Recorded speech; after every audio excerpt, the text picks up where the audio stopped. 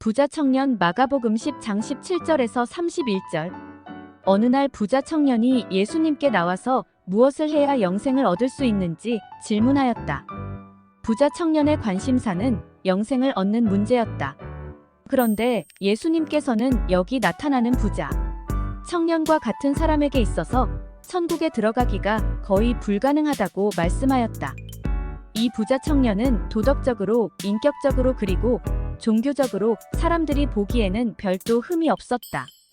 그런데도 예수님은 이 청년이 천국에 들어가는 것이 거의 불가능하다고 단호하게 말씀하였다. 그 이유는 그가 재물이 많았기 때문이라고 말씀하셨다. 이 부자 청년은 재물에 대한 애착을 가지고 있었다. 자기 재산을 모두 팔아 가난한 자들에게 주고 주님을 따르다는 말씀에 근심하고 돌아갔다. 이 청년이 재물을 소유하고 있었던 것이 아니라 오히려 재물이 청년을 소유하고 있었던 것이다. 재물과 예수님을 둘 다 심길 수는 없다. 재물은 결코 우리의 섬김의 대상이 될 수 없는 것이다. 재물은 우리에 의해서 사용되는 도구이다.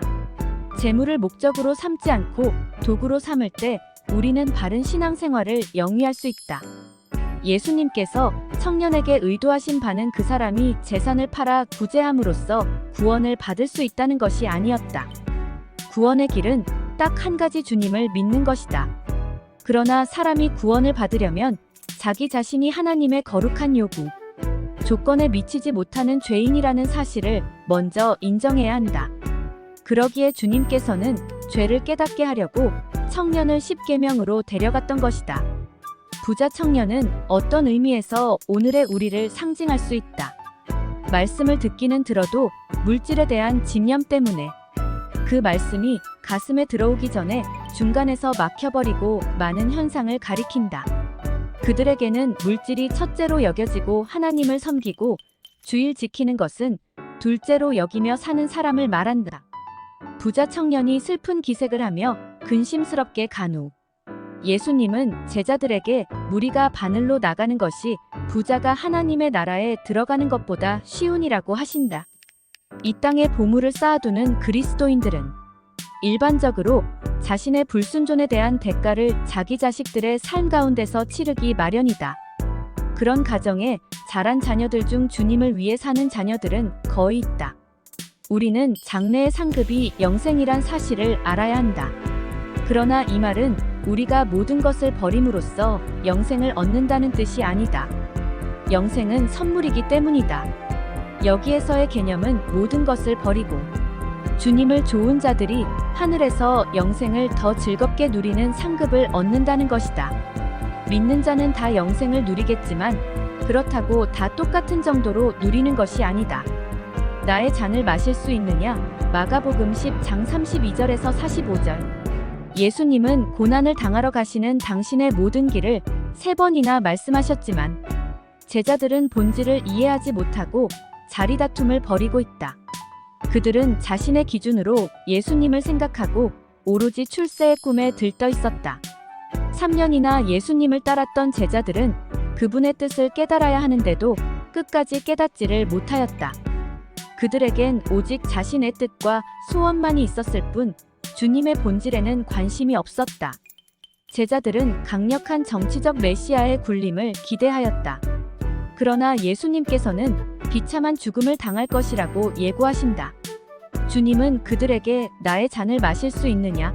38절고 물으셨다. 주님을 따르는 길은 편안한 길이 아니다. 주님과 함께 고난의 잔을 마시며 따라가는 길이다. 주님께서 가시는 길은 영광의 길이 아니라 고난의 잔을 마시러 가는 길이다. 예수님은 아버지여 만일 아버지의 뜻이거든 이 잔을 내게서 옮기시옵소서. 그러나 내 원대로 마옵시고 아버지의 원대로 되기를 원하나이다. 누기 1240이라고 기도하셨다. 예수님께서 마시려는 잔은 고난의 잔이다. 고난의 잔이 그를 기다리고 있었다. 그러나 제자들은 그 말씀의 핵심을 받아들이지 못하였다. 주님의 마음과 우리의 마음이 하나가 될 때 그것이 참된 신앙이다. 그리고 그분이 이 땅에 오신 목적을 제대로 알아야 한다. 아담의 후손인 모든 인류는 죄악 가운데 빠져 있고 범죄하여 반드시 형벌이 따르게 되었다. 그래서 예수님께서 죄인된 우리를 대신하여 저주의 형벌을 받음으로 하나님의 공의를 온전히 충족시키려 했던 것이다. 그래서 예수님의 삶의 목표는 영광을 얻는 것이 아니라 섬기는 것이었다. 인류의 대속을 위한 희생 제물이 되어 십자가에서 죽기로 작정하심으로 최고의 섬김을 보이셨다. 예수님은 높고 귀한 하늘 보좌를 버리고 죄 있는 인간의 육신을 입고 이 땅에 오셨다는 자체에서, 그리고 성육신하셔서 죄인들과 더불어 긴밀하게 지내셨다는 사실에서 우리는 인류를 향하신 하나님의 놀라운 사랑과 계획을 발견할 수 있다. 요컨대 예수님은 성육신을 통해 죄사함의 길을 열어주었다.